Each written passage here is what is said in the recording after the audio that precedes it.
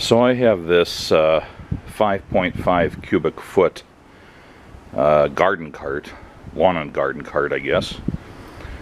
It's sort of a poor man's wheelbarrow, but I also have a proper steel wheelbarrow. But this is the one I use just to haul gardening supplies around the garden, as opposed to hauling loads of rocks or sand or topsoil or something. And it's been much abused, but it's getting towards the end of its life, I think. And I've decided to replace it with something, but it has to be something dumpable.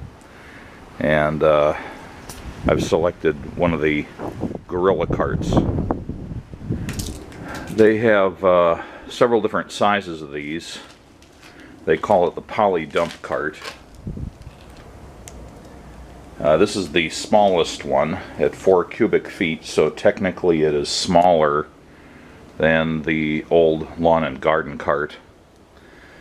But I think in the dimensions that are most important and useful to me, and for the use I usually give this kind of thing, it'll be okay. I did compare it in the store, which was a Home Depot, to the 7 cubic foot, the next largest one. And it was actually pretty good. The length was about right for the area in my garage I have to store the cart, but its width was substantially more, and I store the cart up against a wall and I have to squeeze past it to get to my van. And with the 7 cubic foot model, I was going to be tripping over the protruding wheels. So I hope I've made the right decision in picking the 4 cubic foot one. Anyway, I'm going to do a bit of a build video here. There's other ones online. This is not a underrepresented model of cart on YouTube. It looks like the box is basically the same size as the bed or hopper. The other parts are packed inside that. So pardon all the dirt on the floor of the garage. I'll be doing this out on the driveway, but it's due to start pouring rain in a few minutes. And it's cold and windy outside, so...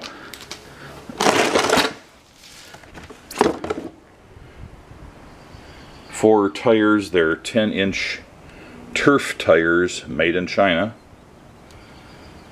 But they are apparently made for gorilla carts because they've been logoed.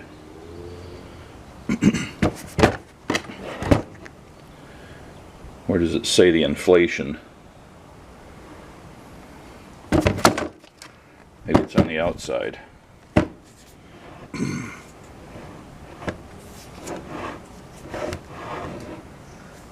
Oh, there it is. Maximum inflation 30 psi. I love that.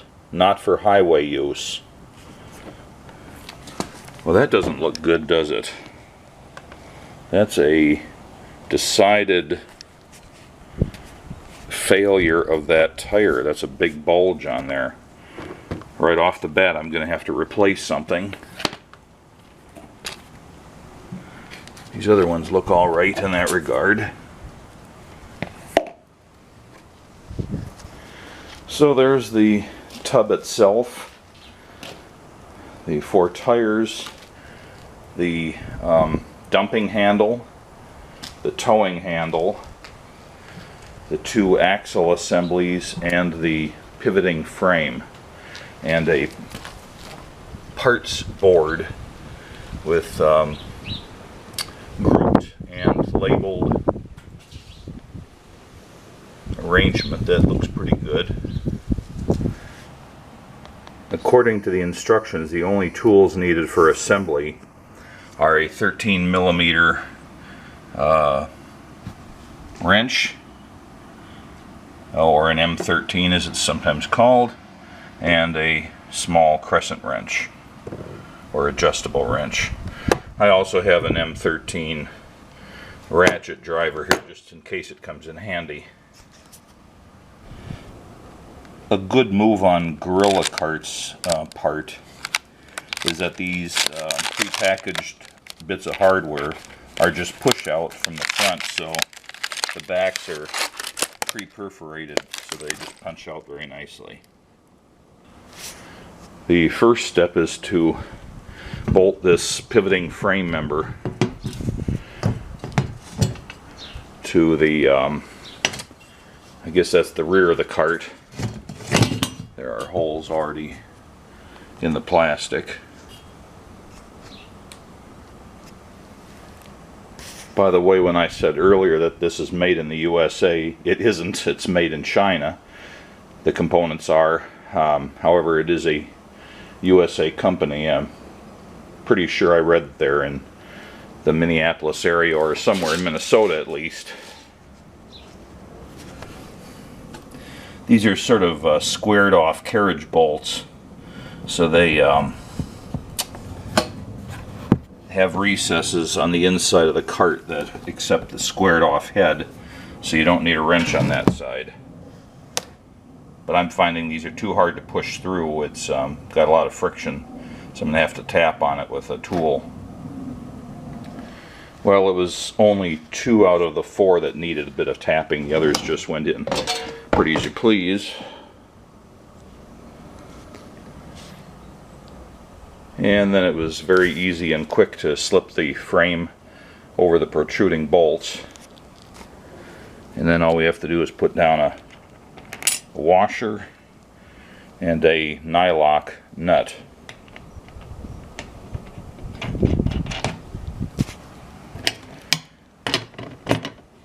I do find the ratchet very useful in this particular installation.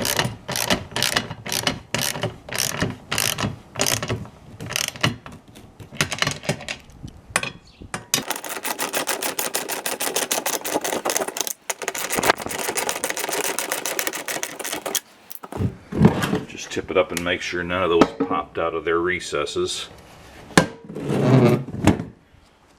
Okay, step 1 complete. The contents of parts pouch 2, which goes with step 2 in the manual. Gorilla Carts took care to align those numbers. Here we will put the rear wheel axle assembly down, and there's a couple of holes there for it, and then a couple of holes up front for the angled pieces.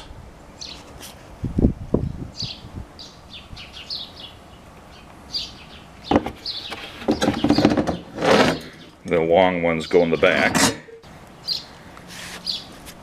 Okay, that part's on.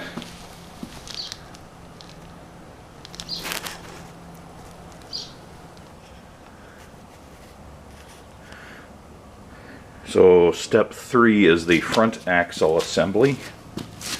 And this, by the way, has the product label on it.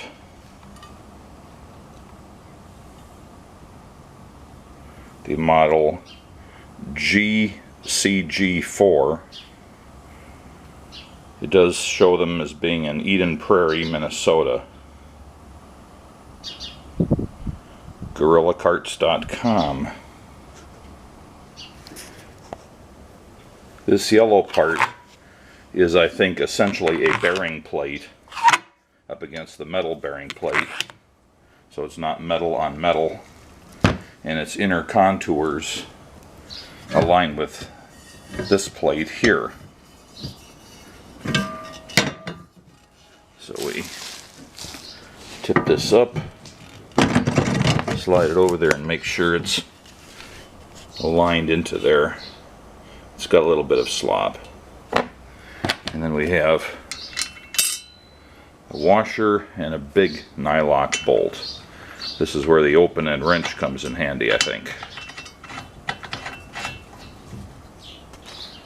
So I just turned down the nut with the adjustable pliers, or adjustable wrench, until it wouldn't move, just to the point where it stopped moving easily, and then I backed it off enough that it swivels freely and has just a little bit of slop. There's no verbal instructions. It's all just pictorial, and nothing tells you how tight to make it. So you just have to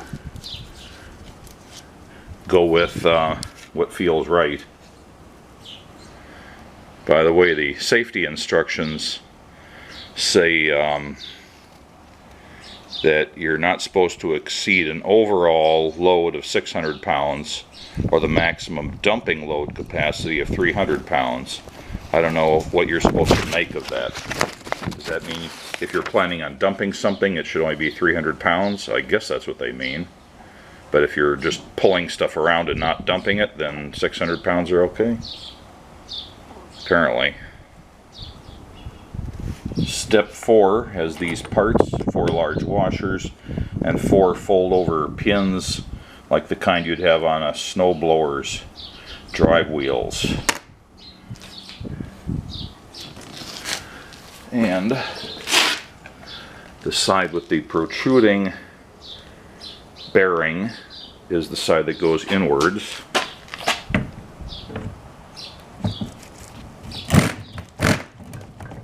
To wiggle that on a bit. All 4 wheels went on their axles except for this one, which I couldn't get on by hand, but a swift kick with the flat of my foot got it on there all right. So the washers go on the outside of the wheels on the axle, not the inside. And then the rings on the pins are folded out, so it can be slipped over like that, and then the rings snap down and hold it on. By the way, the front axle assembly pivots 360 degrees.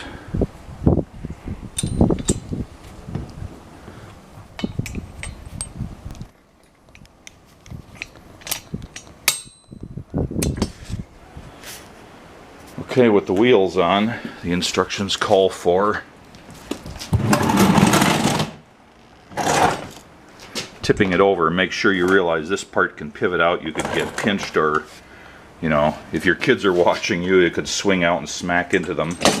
It's a little hard to control at this point.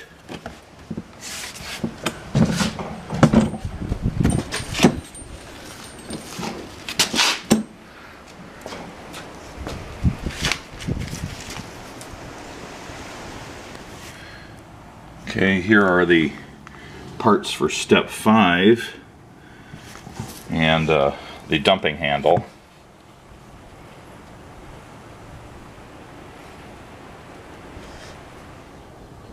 With the Gorilla logo facing up. This gets bolted into the holes on the front end of the cart. The bucket. These washers go on the bolts first, and then they get stuck through from the inside of the bin.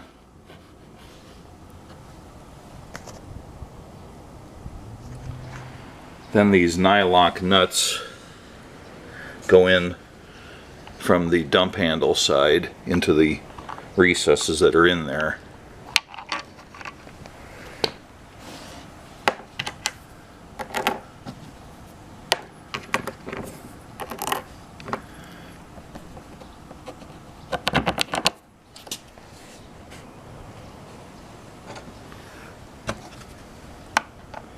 And these nylock nuts just go into the hexagonal recesses, and then you turn the screw in from the back.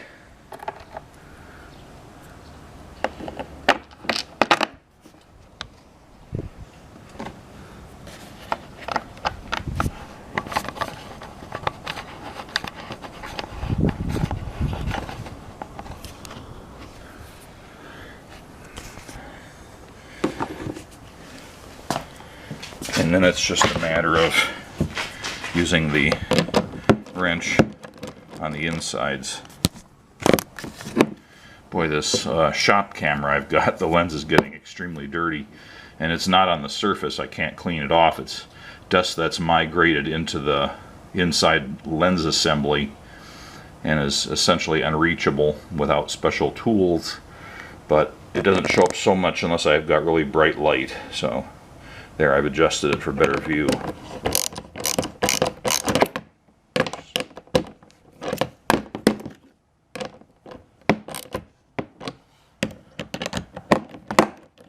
That one's still a little bit not into the nylon yet. Turn them in until they get to the nylon so they have some resistance.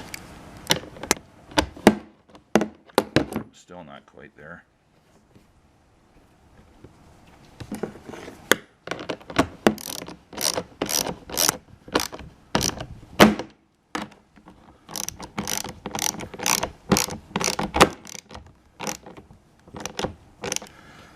Okay.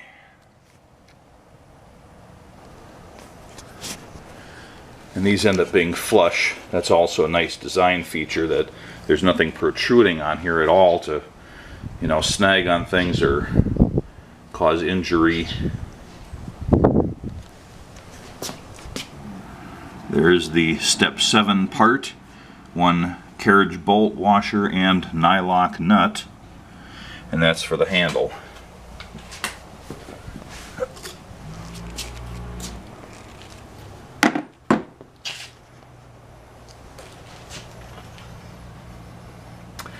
Now the two larger sizes of cart, the 7 cubic foot and the much more massive one that I don't even know what its capacity is, but it's huge, but basically the same design.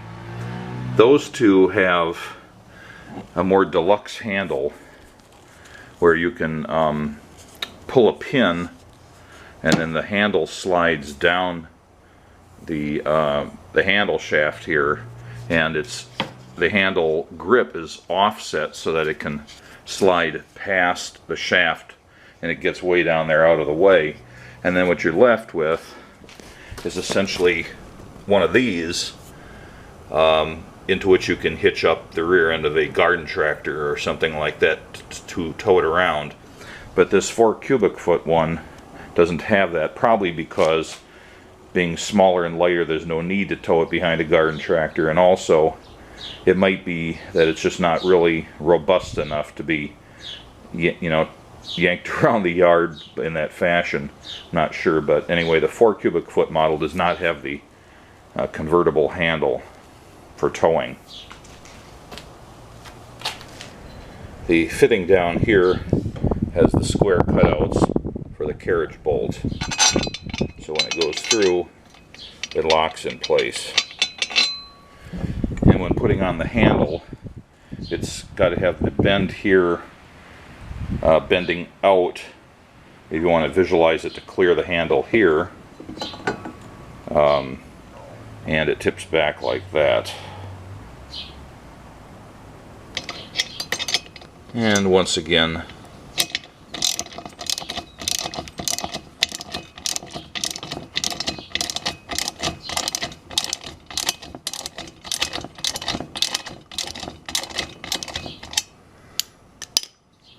I tightened it up just to the point where the bolt reached the end of the nylock nut. That pulls these together just a little bit, but still leaves some slop. Again, the instructions don't really detail how much you're supposed to tighten it, so I just use my own guess on that.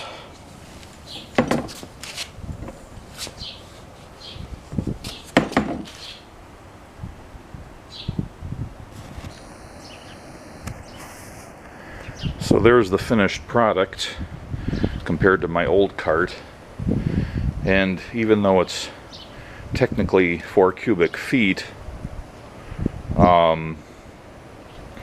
it compares favorably just visually with the capacity of the 5.5 cubic foot green one there. So I'm not sure if those cubic foot ratings are going right up to the rims or if they're going to some point lower than that.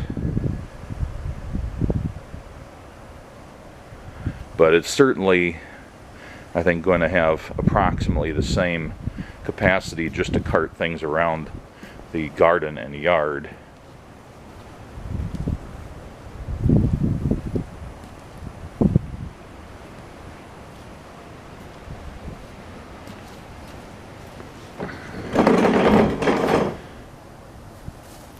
So the way the dumping works is you lower the handle and then you raise this, which disengages from this metal bracket here.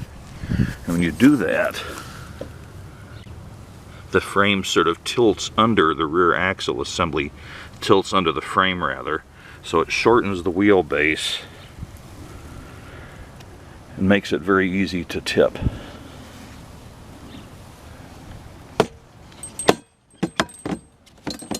And then the handle locks in when you lower it down.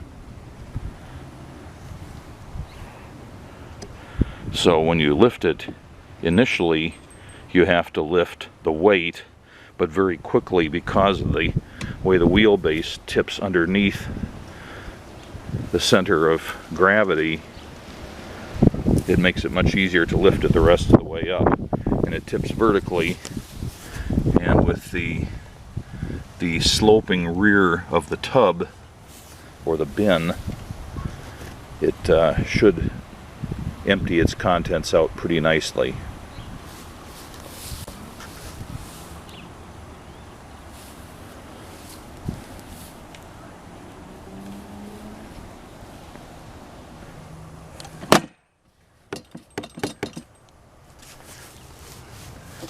The other thing about this is it's what they call a zero turn radius, or zero radius turn, something like that.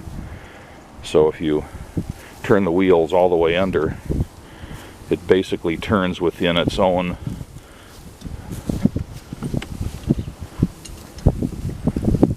dimensions. So that's pretty nice. Now, does it have decent stability when it's like this? Not really. It will tip over a lot easier when it's like that, so you really want to be holding the handle.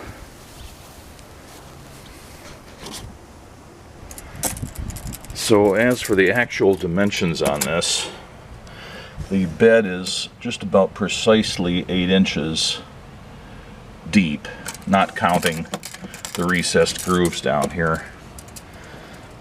And again, not counting the area that you get from the sloped rear end. The sides are pretty much vertical otherwise. So just about 31 inches front to rear. And the sides slope out just a little bit, so I'm gonna kind of take the average here about halfway up the slope, so it should even out. It's about 19 inches wide at the middle of the slope. So one thing about this that I was wondering was exactly what its cubic feet really are. And just as a sanity check, I measured the bed, this is front to rear, I measured it at 8 inches tall and 29 inches front to rear along the bottom, 33 inches front to rear along the top, because that I just averaged it as 31 inches. And then looking at it sideways, these are the sides, it's 20 inches across the top, 17.5 inches across the bottom, average 18.75, multiplying that times that times that, and I come out with about 2.73 cubic feet, substantially less than 4 cubic feet. Now the manufacturer says that the bed dimensions are 35.2 times 21.8 inches, and if I work that out, it's still in the same ballpark. It's still way short of 4 cubic feet. So I'm not sure how they're justifying saying it's 4 cubic feet, unless I'm just totally missing something. Even if you just look at it this way, I made a little tick mark here and another tick mark here. This is 1 square foot here, and that's another square foot, and this is 8 inches, so it's 2/3 of a foot, so that's, you know, and then this here is about 6 inches, so This is about a quarter of that and a quarter of that, and you add it up and you get about the same thing. So even if you use the, the poor man's method of calculating this, I'm just trying to think if there is some other industry standard for rating cubic feet that isn't just got by measuring or multiplying the width times the height times the depth. The way they would calculate yards of dirt, for example, and maybe there's a little different twist on it that I'm not aware of. I think I'm going to call them when I call them about the bad tire and just ask them, how they come up with the 4 cubic feet.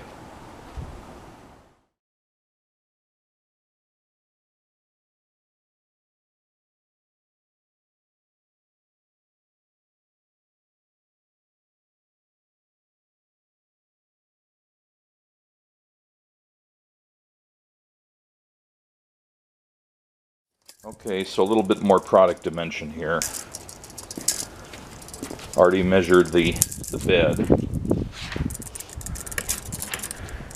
And the overall height sitting on the ground is 21 inches up to the top of the bed. With the handle folded up, you need just about exactly 40 inches front to rear to clear the towing bar point there. And the width, the tires do stick out. It's almost exactly 2 feet wide from the outside of the tire to the other outside of the tire. And now, because the weather is just turning really uncomfortable out here, and it's due to start raining heavily very soon,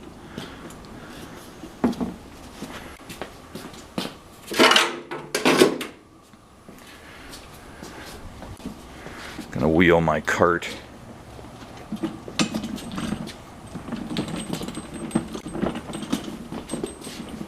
This is a little awkward. Just hitting things along the way.